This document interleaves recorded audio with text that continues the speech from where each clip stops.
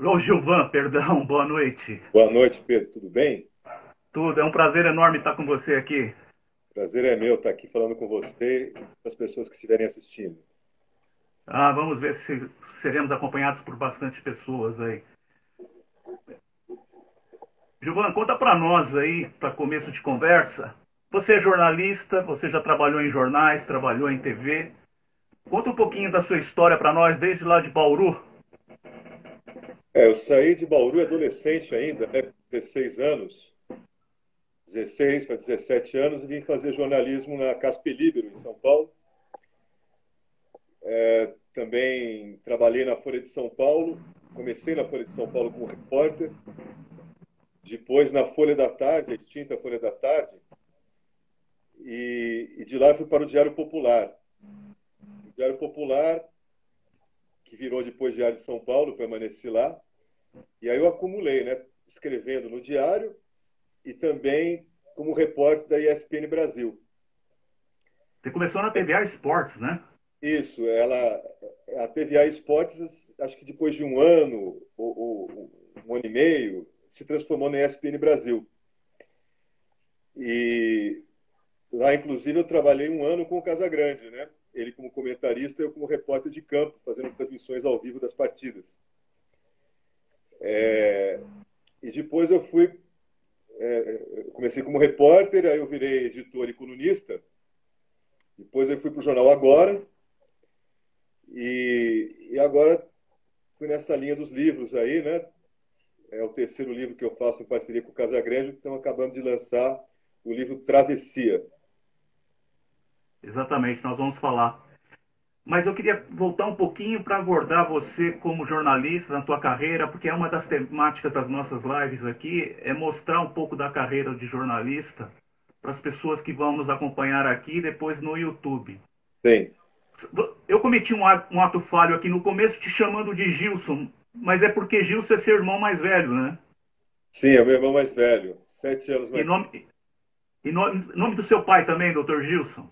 Sim, meu pai é engenheiro, Gilson Moraes de Oliveira, e o meu irmão, Gilson Ribeiro de Oliveira, assim como eu, o mesmo sobrenome. Ele também é jornalista há muitos anos da Globo, da TV Bandeirantes. Nós dois seguimos a área da comunicação. E você lá no começo, não querendo muito ir, entre aspas, à sombra do seu irmão, você quis começar numa editoria diferente da de esportes, não foi isso? Exatamente, está bem informado, hein, Pedro? A gente se prepara um pouquinho, né? É verdade. Inclusive, a primeira matéria que eu fiz foi para a revista Globo Rural. Eu tinha acabado de me formar, ou estava me formando, e aí eu escrevi, naquele tempo era lauda ainda, não tinha computador, as pretinhas, como chamávamos, né, as máquinas de escrever, Uhum. manuais, e na lauda lá em cima tinha autor, e eu preenchi lá Gilvan de Oliveira, que era uma tentativa até de desvincular, não ficar à sombra do meu irmão e tal. Que na época ele tinha muita exposição, né? Ele estava, além de ser repórter, ele estava apresentando o Globo O Globo Esporte. Esporte. É. Então, mas acabou sendo em vão. O Alex Sonic, que foi o editor dessa matéria, ele nem se preocupou em olhar lá em cima. Como ele sabia que eu era irmão do Gilson, ele cravou lá, assinou Gilvan Ribeiro. E eu sou grato hoje a ele, porque eu acho bacana até, eu acho que soa melhor o Gilvan Ribeiro, e tenho orgulho de ser irmão do Gilson, tenho orgulho do sobrenome Ribeiro, que no jornalismo, embora não sejam meus parentes, né, tem o Zé Milton Ribeiro, enfim, tem tantos Ribeiros, grandes jornalistas, e acabou sendo o destino aí, decidindo que eu também seria Gilvan Ribeiro. O teu irmão está participando aqui com a gente, já deixou um abraço aí para você. Um abraço. Lembrar que aqui a gente já fez lives com companheiros deles de Bandeirantes, Elis Marina, Silvia Vinhas, pessoal que sempre se referiu a ele também com muito carinho. Teu pai era um corintiano daqueles fiéis, era não, é um corintiano daqueles fiéis, e que eu sei converteu o Gilson para corintiano também. Hoje mesmo acho que ele postou uma foto com a camisa do Corinthians no Facebook. Você seguiu a linha da família? Torce pro É, Corinthians? a família inteira é corintiana, né? A família inteira é corintiana. Eu sou mais ponderado, né? Porque você trabalhando, né, no dia a dia do esporte, acaba que você aprende a dominar as emoções. E uma historinha rápida e curiosa, eu cheguei a torcer pelo São Paulo numa final de campeonato por questões profissionais. Era um São Paulo e Corinthians, e no primeiro jogo da final, o São Paulo havia vencido,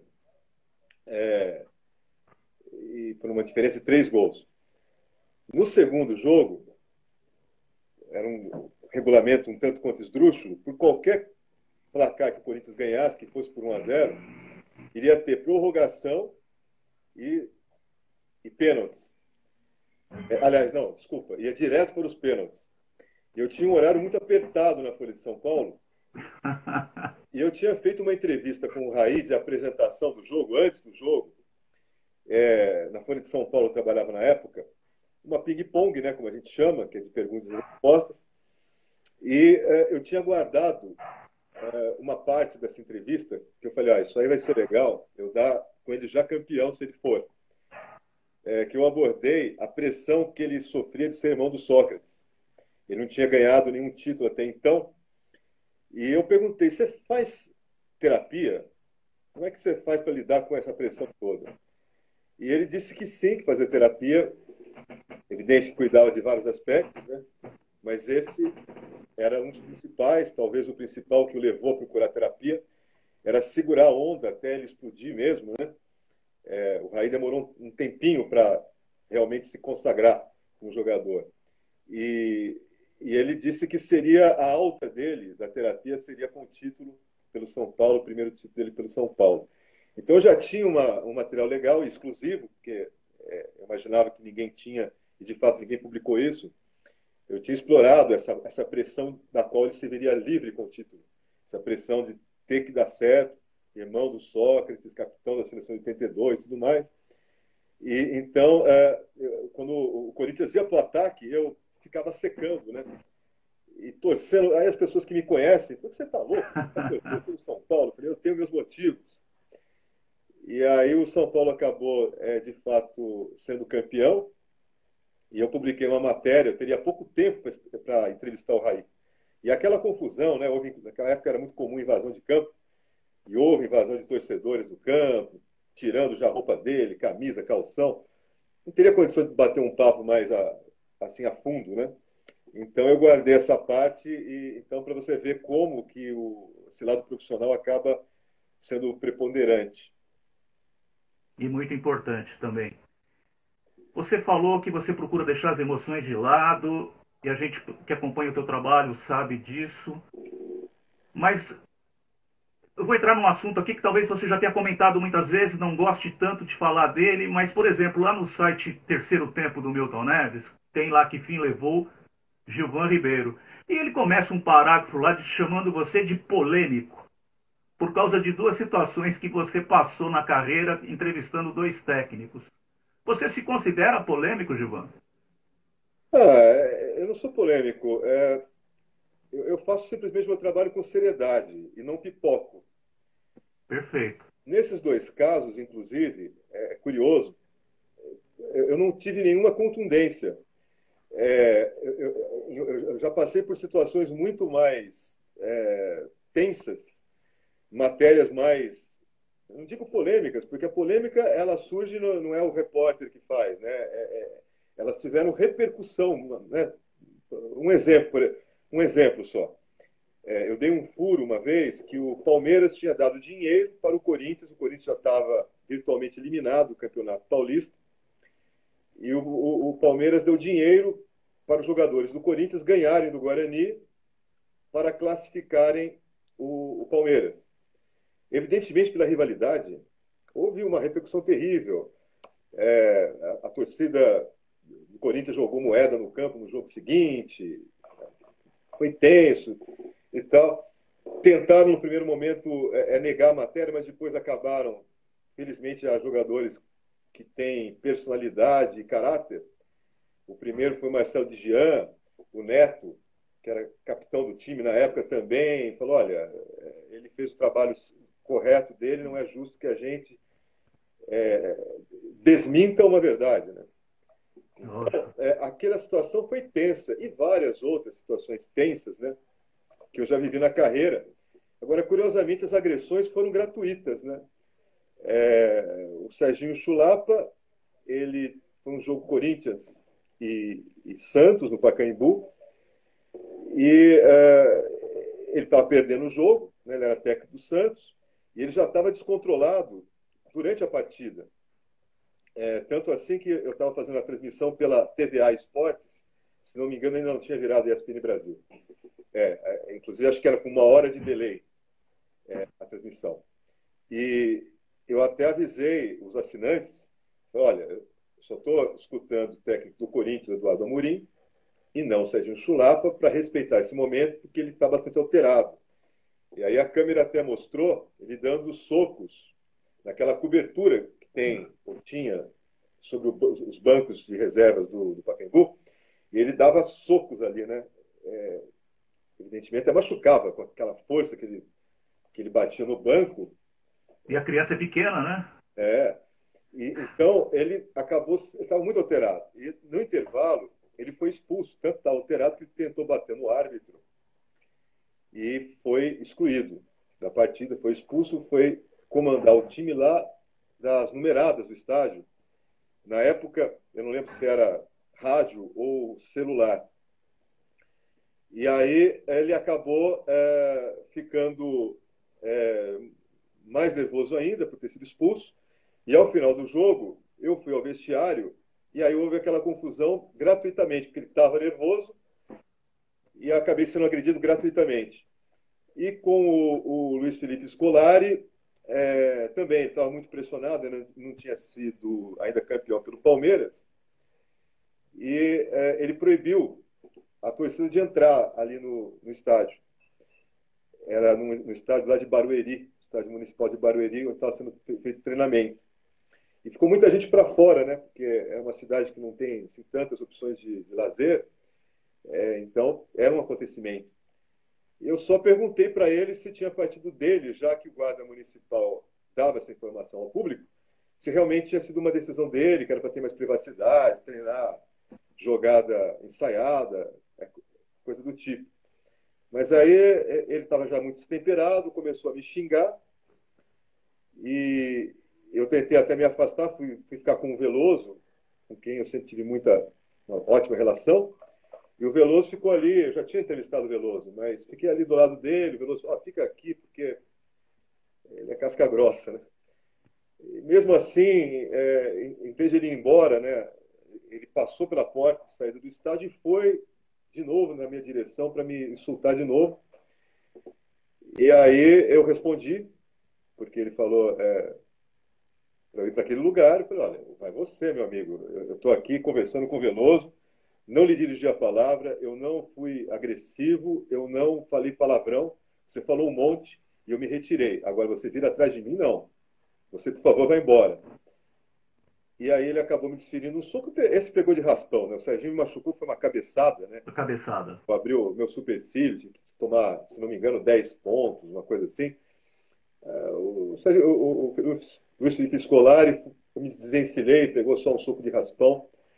Foram 2 acontecimentos isolados na minha profissão, né, em tantos anos de profissão, foram 2 coisas isoladas, por isso que vocês não me considero polêmico, eu faço simplesmente meu trabalho bem feito e não pipoco. Se eu tenho que fazer uma pergunta, eu a faço. Você os encontrou depois desses acontecimentos, conversaram, ou de lá para cá você nunca mais os viu, nunca mais esteve perto deles? Com o Serginho Chulapa, teve um encontro no tribunal, que ele acabou sendo condenado pela agressão,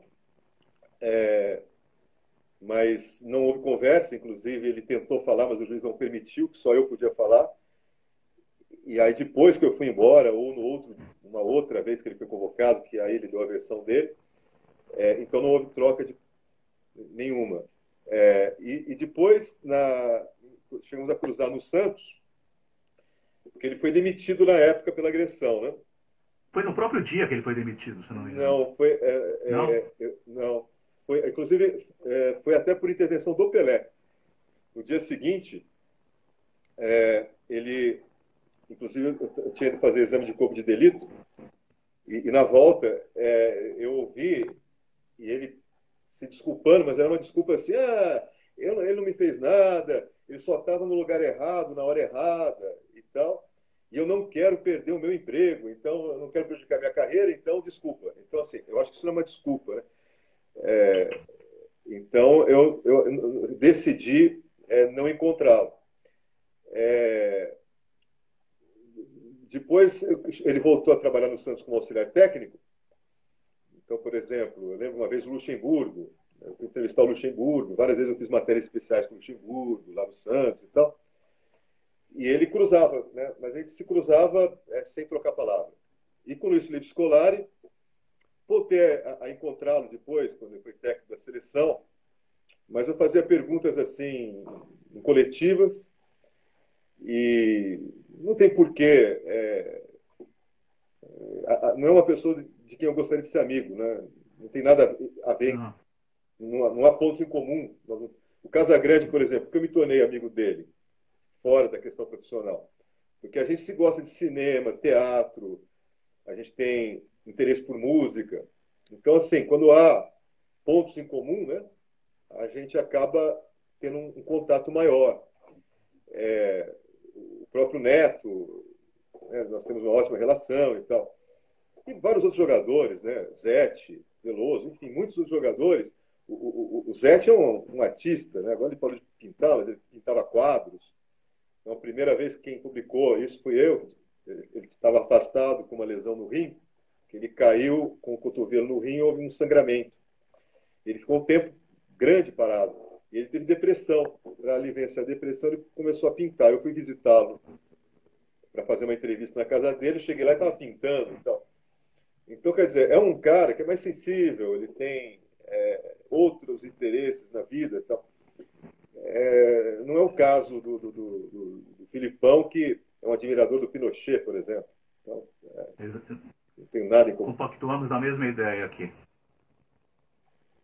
Não tem mesmo por que ter relação, né? Uhum. Deixa eu te falar. Essa sua relação com o Casagrande começou lá na TVA Esportes, a maior proximidade, ou você já vinha de quando acompanhava a carreira dele? Eu já tinha, a minha proximidade com ele foi assim, primeiro que o Gilson, eu conheci o Casagrande ainda garoto, o Gilson ele me levou, eu ainda era um adolescente, ele já era repórter da Globo, ele me levou para, às vezes ele me levava a cobrir treinos do Corinthians, do Palmeiras, então eu conheci o Casagrande, mas assim, muito superficialmente. Mais tarde, já como repórter, eu era setorista, que é um jargão que a gente usa no jornalismo, que se refere àquele jornalista que cobre especificamente um lugar. Ele pode ser um setorista do Palácio do Planalto, para cobrir o presidente, por exemplo, ou de um clube de futebol. Então, naquela época, eu era setorista do Corinthians. Eu cobria o dia a dia do clube. E ele jogava na Itália e vinha passar as férias no Brasil. E ele, para manter a forma, ele ia ao Parque São Jorge, fazia exercícios lá e até participava de alguns treinamentos, alguns coletivos com o time do Corinthians. E eu aproveitava para fazer entrevistas com ele e tal. Eu cheguei a marcar algumas, como a gente chama, né, matérias especiais, que são aquelas matérias mais longas, normalmente na casa da pessoa, ou na chácara, ele tinha uma chácara onde ele fazia churrascos e peladas com os amigos. Então, eu tive essa oportunidade de ter um contato mais aprofundado com ele. Então, eu ia fazer matéria lá, cheguei até a jogar futebol com ele lá na chácara.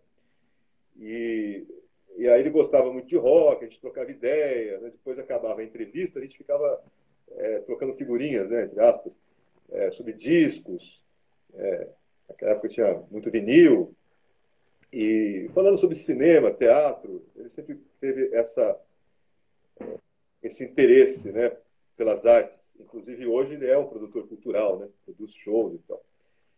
Então, começou ali. E depois, é claro, como trabalhamos um ano fazendo transmissões ao vivo de jogos pela ESPN Brasil, a gente ia junto para o estádio, acabava, ele, o Trajano, José Trajano, que era o diretor da emissora na época, tinha o Nivaldo Prieto, o Milton Leite também, antes de ir para o Sport TV e Globo, ele foi da ESPN Brasil, a gente saía para tomar chopp e tal, e aí acabou estreitando a relação.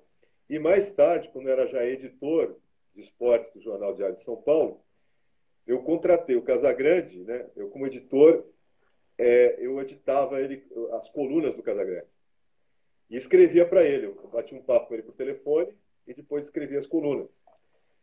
E aí isso acabou tendo uma proximidade grande, né? Tinha alguns formatos de coluna também, que era assim, tinha um restaurante com um convidado. Então, por exemplo, poderia ser um técnico de futebol, Emerson Leão, por exemplo, ou alguém das artes, já entrevistamos atores, músicos, e a gente almoçava conversando com ele e dali saía a coluna. Então, isso fez com que a gente estreitasse a relação e mais tarde ele me convidasse para fazer a biografia. Aí é que tá. É biografia, é autobiografia, ele é coautor com você. Como é que a gente pode definir esses dois trabalhos que você fez com ele? E entre os dois tem o livro que fala também sobre o Sócrates. Autobiografia não é, né? Porque autobiografia é quando a pessoa escreve em primeira pessoa. Aí ou ela Tá. escreve ou ela contrata um ghostwriter, né? Que é aquele escritor que não aparece, não assina e escreve como se fosse a pessoa. Que não é o caso. Eu sou o narrador do livro, né? É bem claro. Ele assim, tem aspas dele no livro, né? É como se fosse uma grande reportagem. Então, nas partes que ele tem a fala, são as aspas dele. Como tem aspas, que são as falas de outros entrevistados. Por exemplo, neste último livro, Travessia, são 28 entrevistados. Algumas histórias nem partem dele. E eu tenho muita autonomia. Eu não aceitaria se fosse diferente, né? Um acordo que a gente tem, que eu posso escrever tudo aquilo que eu apurar. E eu acho que é por isso que fez tanto sucesso. Foi um best-seller em 2013. Foi um dos livros mais vendidos em 2013. Ficou muito tempo em primeiro lugar como mais vendido de não ficção. Por não ser um livro chapa branca, né? O Maurício Sticer até fez uma crítica no UOL, que ele fala a antibiografia de Walter Casagrande Júnior, no sentido de que não é adulatória, né? Ele falou, é incrível ver alguém assinar junto uma biografia que é tão crítica, em muitos momentos, tão verdadeira e que expõe de uma maneira tão crua acontecimentos que talvez a maioria das pessoas escondesse. Eu acho que ele é admirável, o Casagrande, por causa disso. Mas o que acontece? Como temos essa parceria, assinamos juntos, né? É claro que eu escrevo, eu sou escritor, mas assinamos juntos, porque ele chancela tudo, ele conta, ele se predispõe a contar todas as histórias para mim, tudo que eu pergunto ele responde, ele me passa os contatos, por exemplo, nesse último livro. Eu não conheço outro livro que tenha outra biografia que tenha depoimento de terapeutas. Até por uma questão ética, os terapeutas não podem falar. Então, nesse caso, ele teve que entrar em contato com as terapeutas dele e falar, olha, vocês podem falar tudo. Tudo que for perguntado, vocês podem e devem falar, porque é um projeto, o livro é meu também. Ele também é autor do livro, nós somos coautores do livro. Embora, é claro, ele vive as histórias, eu as conto. Mas é assim a situação. Na hora de escrever, eu me isolo, eu vou para um chalé, até da minha família eu me isolo, que eu gosto de ficar ali mergulhado e tal, e até porque eu tenho um tempo determinado para escrever o livro, normalmente são 3 meses, então eu tenho que me dedicar realmente, assim, me concentrar naquele trabalho para poder cumpri-lo de uma maneira bacana. Atrás você falou de novo de saber separar as coisas, isenção na hora de exercer a profissão. Para escrever Casagrande e seus demônios, o primeiro livro, como é que você, Gilvan Ribeiro, pessoa física, conseguiu se separar um pouco do processo e não sentir tanto a barra de escrever uma história, como o Maurício Sticer falou, uma história tão dura? mas tão realista.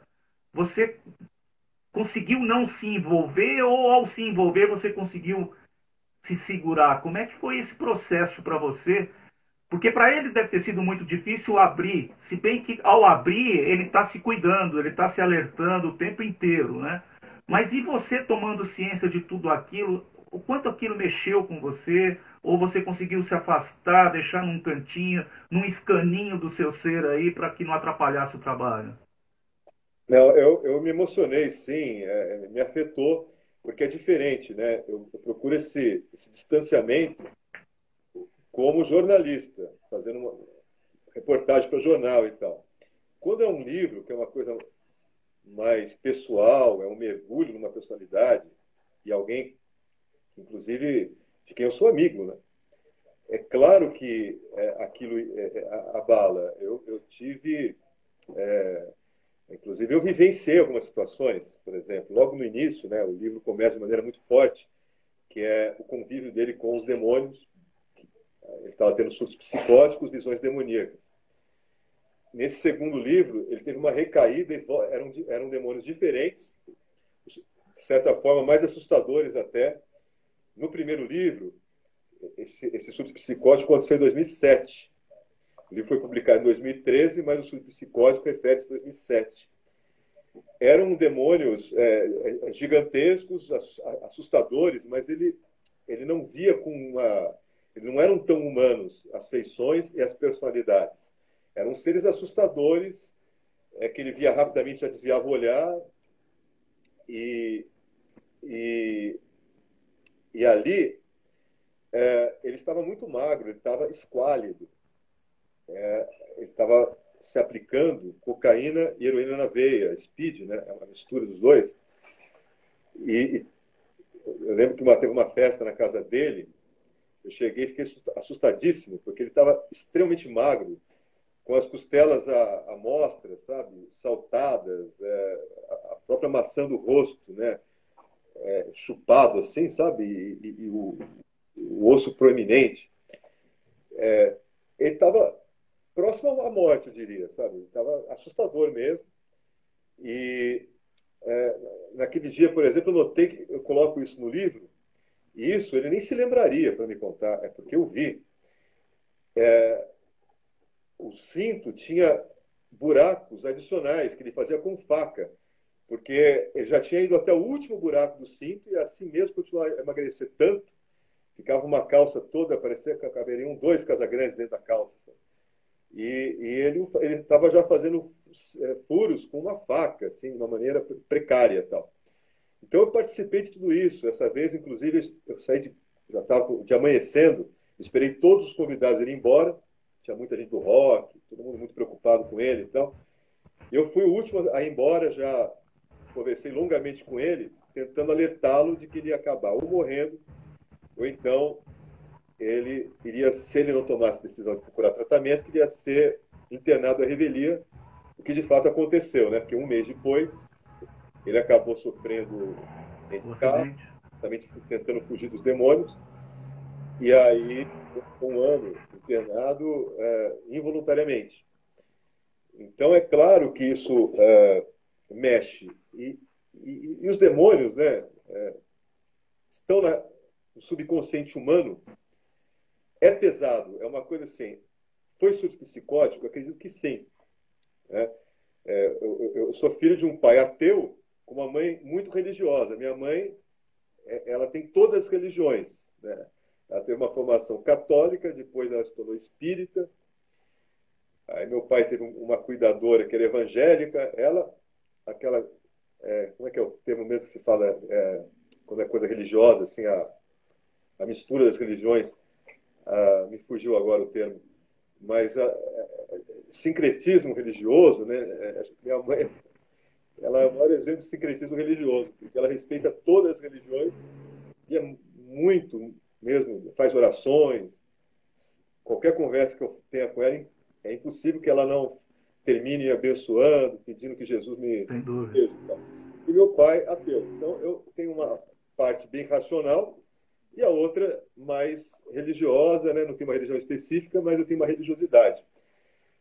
Mas eu atribuo grande parte, né, a maior parte do problema ao surto psicótico. Ele ficou 10 dias sem dormir, sem comer. Eu acho que só Não privação tenha dúvida. do sono já levaria a ter alucinações. E ele estava lendo um livro, né, ele ganhou o Ari Borges, que é um amigo nosso, um jornalista comum, amigo comum, o presenteou com um livro que é um livro de arte, que tinham representações de demônios, desde desenhos feitos nas cavernas até obras de arte renascentistas, algumas estão no Vaticano. Era um livro alemão, de luxo, um papel couché, e com pouco texto, né? Só falava o nome da obra, o museu em que está e tal. Até porque ele não entenderia burufas, né? Porque era em alemão. Mas ele já, sob efeito de drogas, vendo aqueles livros, ele acabou achando que os demônios estavam saindo dos livros. E até uma história que eu conto nesse último livro, porque eu não sabia dessa história no primeiro, tem certas coisas que são tão fortes que ele bloqueia. Eu fiquei sabendo, por acaso, no dia que encontramos os três, e o Ari Borges perguntou sobre o livro, e o livro alemão? Ele falou, nem fale, eu já enterrei, esse livro está enterrado literalmente. Aí eu falei, literalmente? Que história é essa? Aí eu fui saber, é uma história de cinema, né? De filme. Ele já, muitos dias sem dormir, se aplicando nos braços, nas pernas, naquele estado que eu já escrevi há pouco, ele acabou saindo no meio da madrugada para enterrar esse livro. Era um dia chuvoso, uma noite chuvosa, uma tempestade. Não era nada programado, nem palha ele levou. Então ele parou no terreno baldio e cavava a terra, a lama, com as mãos para enterrar o livro. As mãos. Então, eu vivenciar isso tudo é muito difícil. E eu confesso que até nas duas vezes, no primeiro livro e nesse terceiro, isolado, né? Eu fico num chalé totalmente isolado, sozinho. Então, à noite ali, né, dá para ver o mar, mas aí começa cercado de árvores e tal. Eu ficava um pouco, mexia um pouco o meu imaginário quando eu estava escrevendo sobre os demônios. Então, eu ficava um pouco com medo mesmo, se sincero, com medo. E eu rezava bastante, eu sempre orava na hora de dormir, porque na hora de apagar todas as luzes, aqueles demônios que ele me descrevia acabavam ficando no meu imaginário. E nesse terceiro As energias ficam no ar, né? nesse terceiro livro, porque aí é o seguinte, quando a gente lançou o livro em 2013, ele estava ótimo, recuperado, mas é comum haver recaídas. A dependência química é uma doença eterna, ela é incurável, ela pode ser mantida sob controle, que é o que ele conseguiu, e eu tenho certeza que agora é uma coisa que atingiu já a estabilidade, a sobriedade agora é uma coisa que permanecerá com ele até o final. Eu tenho essa certeza, pela primeira vez. Porque ele fez muito tratamento, ele levou tudo muito a sério e tal, mas até ele atingir esse ponto do tratamento, ele passou por algumas recaídas. E quando é que tem a recaída? As pessoas pensam que o dependente químico, depois de ficar um ano internado, sai livre das drogas, que beleza. E se tem uma recaída, acha que é por uma falta de caráter, as pessoas atribuem. Fraqueza. É uma doença. E o mais difícil é depois, porque enquanto o cara está trancado na clínica, ele não tem droga mesmo, porque ele não tem acesso. O difícil é quando ele volta à vida real, e aí ele tem os problemas de relacionamentos familiares, tem uma briga conjugal, tem a morte, principalmente, uma pessoa amada, que foi a pior recaída que ele teve, quando a mãe dele era muito apegado à mãe, e quando ela morreu, ele se desequilibrou completamente, ficou quase 2 anos de depressão profunda, e aí ele voltou a beber, voltou não mais a se aplicar, mas voltou a cheirar cocaína. Não foi no mesmo nível, muito menos do que naquela época de 2007. Mas o que acontece? Uma pessoa que tem surtos psicóticos, ela abre um portal, ela abre um caminho perigoso, ela fica com mais predisposição a voltar a ter outros surtos. Então, o Casagrande não pode beber, porque se ele beber, ele não entendia isso, ele achava assim, nunca foi alcoólatra. Por que eu não posso ir num barzinho, no final de tarde com os amigos, tomar um chopp, ver o pôr do sol? Embora ele não tenha sido alcoólatra, esse chopinho, né? Inclusive ele aprendeu a não falar mais no diminutivo, né? É chopp, é bebida alcoólica, e qualquer quantidade que ele tome vai funcionar como um gatilho para que ele procure outras drogas. Então, só quando, em 2015, ele já tinha tido outros surtos psicóticos, começou na Áustria, ele estava fazendo um amistoso da seleção brasileira na Áustria, e e eram visões humanas. Começou com uma mulher, que aparecia o rosto dela assim na cortina, e ele voltou para o Brasil e ela veio com ele. Ela reapareceu no apartamento dele. Começou com ela e depois apareceram outros demônios, um que era um ruivo, e cada um, outro ficava, era um grande, forte, que ficava dentro do box. Só aparecia à noite, ele só aparecia às 6 horas da tarde, pontualmente às 18 horas eles apareciam. Bom, é uma coisa que é terrível, porque eles tinham personalidade. Os primeiros lá atrás, embora ele estivesse fisicamente muito pior, eles não interagiam tanto com ele. Eles só ameaçavam a presença, era assustador. Mas esses, cada um tinha um procedimento, andavam pelo apartamento e tinham feições humanas. Foi muito difícil para ele. Então, em 2015, ele resolveu voluntariamente, e eu acho que isso foi muito importante, ele procurou a clínica para fazer uma semi-internação. Ele se internou, só saiu de lá para fazer transmissão de jogos, que é o trabalho dele, ou mesmo para almoçar. Eu cheguei a almoçar com ele algumas vezes, os filhos, mesmo para ir a show, teatro, mas sempre com a presença de um acompanhante terapêutico.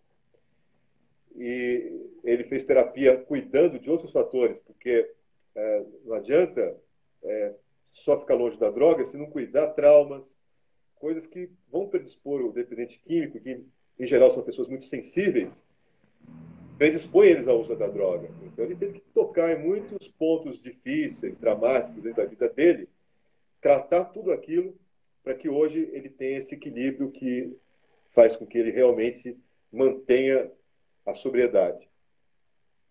Você falou também em religiosidade, que você, no teu trabalho, antes de você dormir, você orava.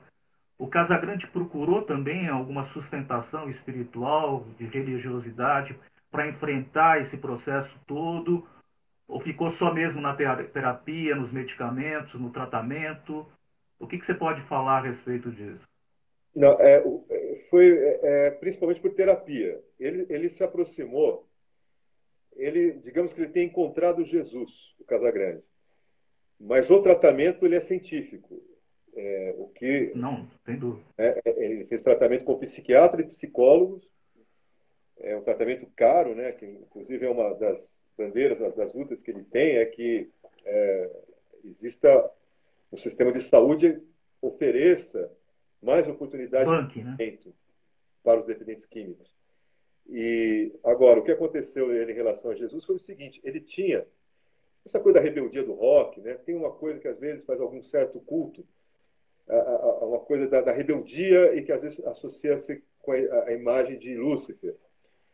E o Casagrande, as pessoas até confundem, ele nunca assim, fez nenhum tipo de culto ao demônio, nunca lidou com o mal, digamos assim. Ele simplesmente tinha uma fascinação pelo personagem bíblico, porque Lúcifer é um anjo, um dos principais, por sinal, né? Que foi caído, porque ele começou a questionar Deus. E aí acabou sendo um anjo caído.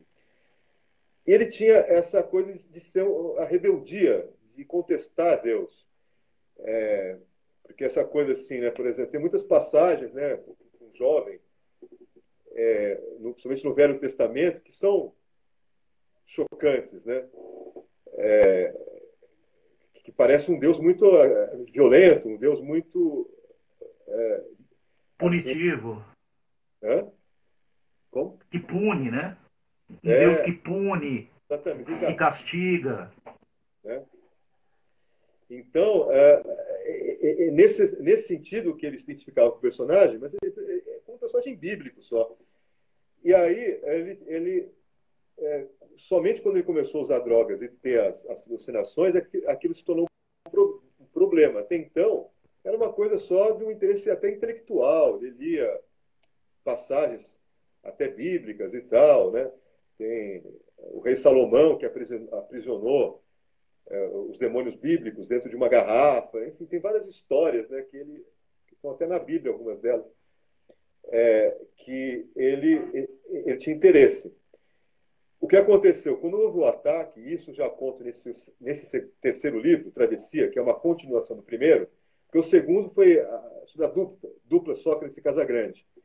Esse novo, Travessia, né, que vai ficar ao contrário aqui, mas só para... É esse aqui, né? Esse aí. Esse é uma continuação do primeiro, né, do Casagrande e seus demônios. Que é o seguinte, ele acabou, numa ocasião, sendo acuado pelos demônios, ficou próximo até, e apareceu um suicídio. Ele ficou na janela, os demônios avançando em direção a ele, e ele, desesperado, ele acabasse atirando de lá, ou julgando que estaria sendo empurrado. Né? É uma coisa bem pesada mesmo, sabe? Porque imagino que muitos casos de alucinações levem a pessoa ao suicídio. Ou a pessoa imagine que esteja sendo empurrada e depois, né, a perícia constate o suicídio. E na hora do aperto, ele chamou por Jesus. Ele não era uma pessoa religiosa, assim. E quando ele chamou por Jesus, e isso conta detalhes no livro, como foi e tudo mais, ele ouviu uma voz, que seria de Jesus, na mente dele, falando: olha, eu estou ao seu lado. E ali os demônios começaram a se afastar e se desvanecer. E a partir daquele momento, ele passou a fazer orações, só que ele não tem uma religião específica. Ele chegou até a dar depoimento, que ele namorou a Baby, do Brasil, cantora, que ela é até uma pastora evangélica.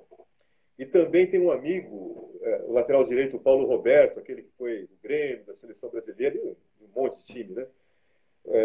O Paulo Roberto era muito amigo do Casagrande, jogava junto na seleção, São Paulo. Fisicamente até um pouco parecidos, né? Sim. E o Paulo Roberto, ele se tornou evangélico. Então ele foi duas vezes. Uma a Beru levou e outra o Paulo Roberto levou lá em Porto Alegre. E ele deu depoimento ali e tal, mas ele não tem nenhuma... Ele não é nem evangélico, nem nada, mas ele tem uma religiosidade e ele ora e em momentos difíceis ele pede para que Jesus o apoie. Então é uma força espiritual com a qual ele conta hoje em dia, que é importante, mas o tratamento em si foi feito realmente por especialistas no assunto, por psiquiatras e psicólogos. É porque nesse processo não existe milagre, né? Quer dizer, você tem que realmente se tratar, ter a consciência, e ele teve essa consciência. A ideia do primeiro livro foi uma sugestão sua, foi uma ideia dele? Como é que vocês conceberam o livro?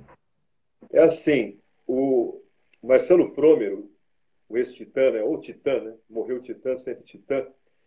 Ele era muito amigo do Casagrande e ele começou a fazer uma série de entrevistas com o Casagrande com o projeto de fazer uma biografia. Infelizmente, ele acabou, como se sabe, atropelado e morto, né? Ele estava fazendo Cooper, correndo na rua, foi atropelado por uma moto, morreu. O Casagrande ficou muito abalado, né? Eles eram muito próximos. E o projeto, né, acabou enterrado. Anos depois, o Casagrande me procurou. A gente estava almoçando e tal, ele falou: puxa, eu gosto tanto do seu texto, eu gostaria que você fizesse a minha biografia.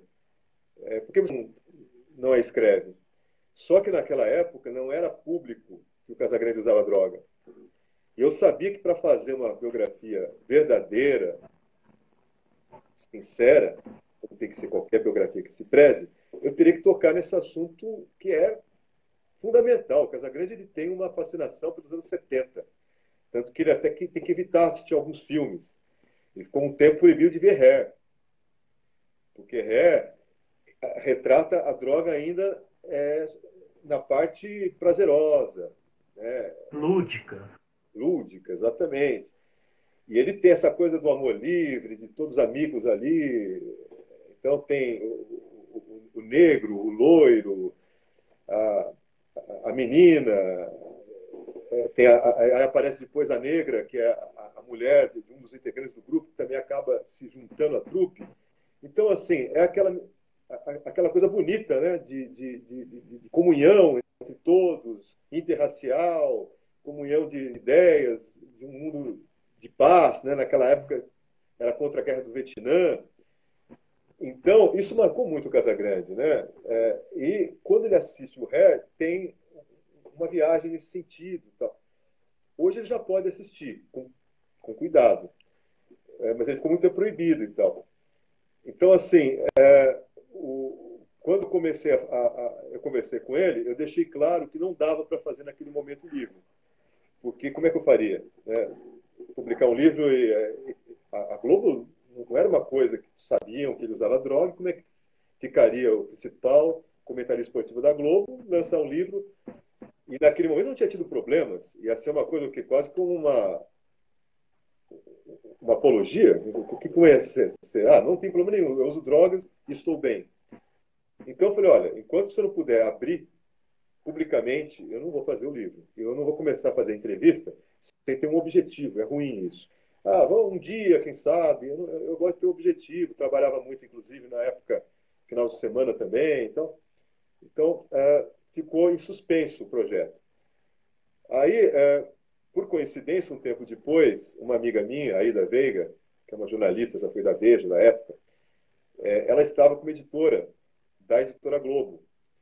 E eu encontrei numa festa e ela me propôs, falou, olha, por que você não faz um livro sobre o Casagrande? Teria interesse. Como eu sou amigo dela, tenho confiança, eu contei para ela, falei, olha, tem esse problema, já conversei com ele, mas tem esse problema das drogas. Eu só vou escrever esse livro o dia que eu puder tocar nesse assunto. Quando chegou lá para frente, ele teve um acidente, foi internado, a Ida Veiga, então, me ligou. Falou, e agora? Se tornou público que ele usa drogas. Vamos fazer o livro? E ali eu procurei, ele topou fazer o livro, ficou entusiasmado, até me deu de presente a autobiografia. E essa, sim, a autobiografia, porque é em primeira pessoa, né? É ele mesmo contando a história dele, o Eric Clapton. E ele falou, poxa, vamos fazer um livro tão sincero como o do Clapton? E aí a gente fechou, queria fazer, só que, na época, os psiquiatras e psicólogos acharam que era muito prematuro que ele mergulhasse nos demônios internos dele, muito precoce, e pedindo para esperar um tempo. Então a gente acabou dando um tempo, em 2012 retomamos o projeto, e o livro foi publicado em 2013. É uma biografia que conta sobre tudo, com muita ênfase na parte da dependência química, mas conta a passagem dele pelo Corinthians, pela seleção, bastidores da Copa do Mundo, bastidores da democracia corintiana, um capítulo da relação dele com Sócrates, enfim, tudo que ele tinha vivido até ali.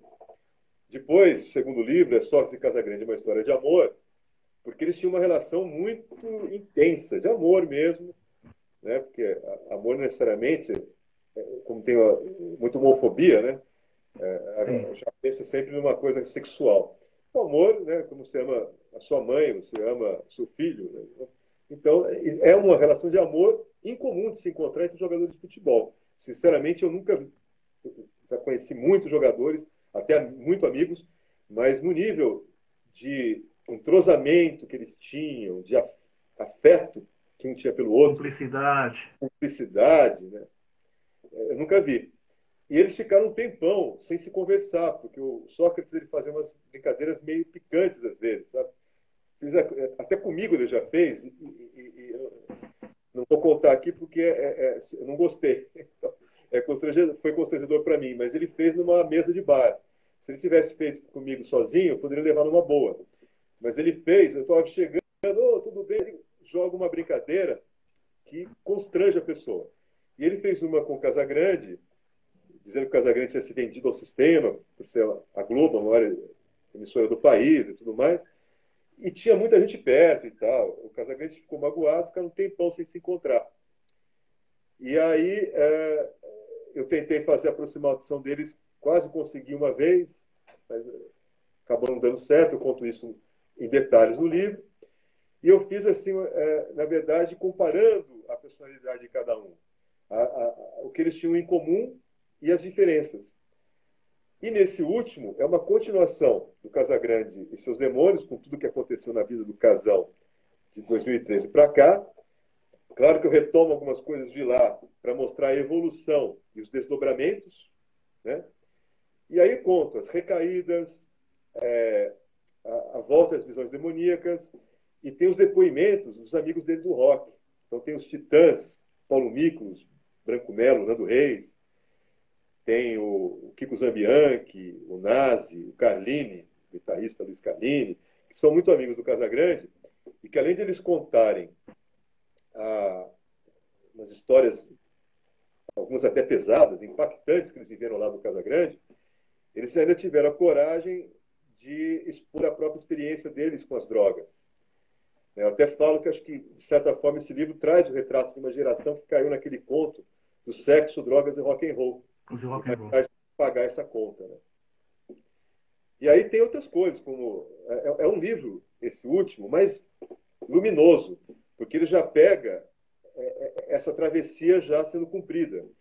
Então inclusive tem assim, desculpa, a capa do livro demonstra isso, né? Quer dizer, a primeira Anjos e Demônios lá, dos seus demônios, um Casagrande amarrado, triste, pensativo, e no Travessia ele já está dando uma risada, está mais descontraído.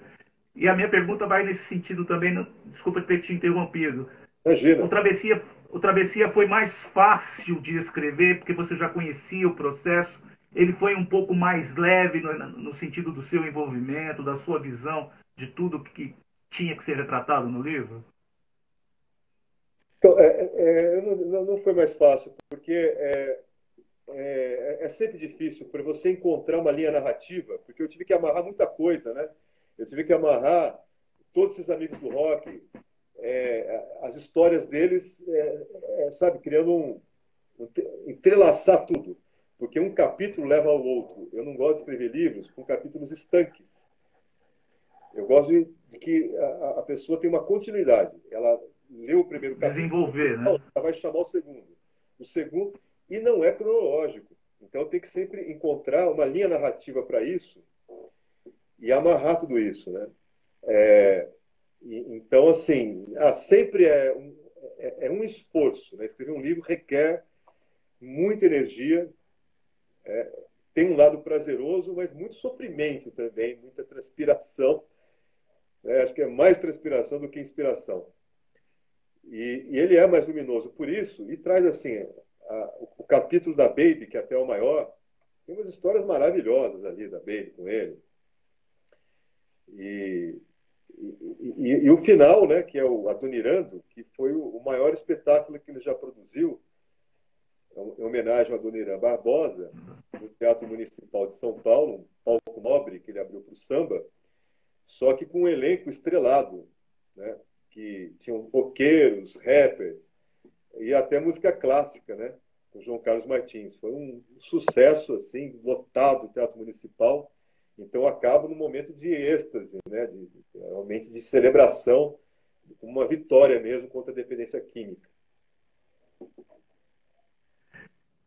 A pandemia chegou, prejudicou a divulgação do livro, né? Como é que vocês estão fazendo? Fora as lives, como é que vocês estão conseguindo divulgar? Como é que vocês estão conseguindo trazer o livro para o grande público? Ele era para ter sido lançado em abril. Porém, com a pandemia a gente adiou. Inicialmente a ideia era esperar tudo passar.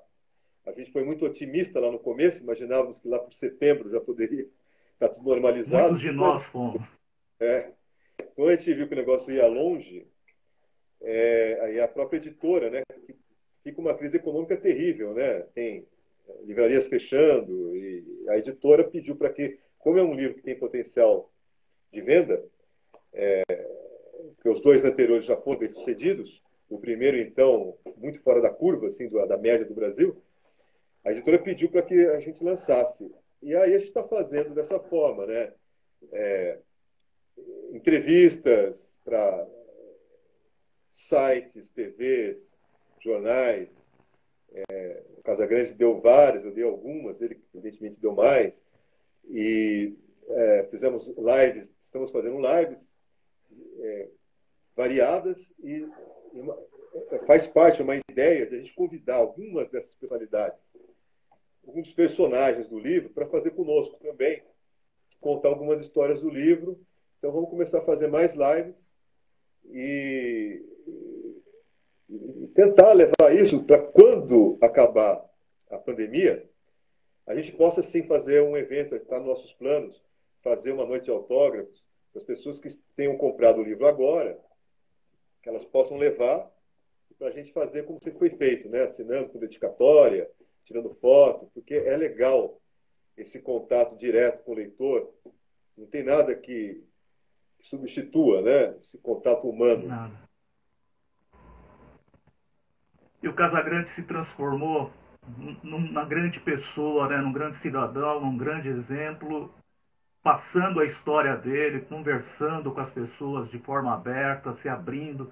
Agora está encampando aí uma fala democrática, incisiva, que é o que nós precisamos.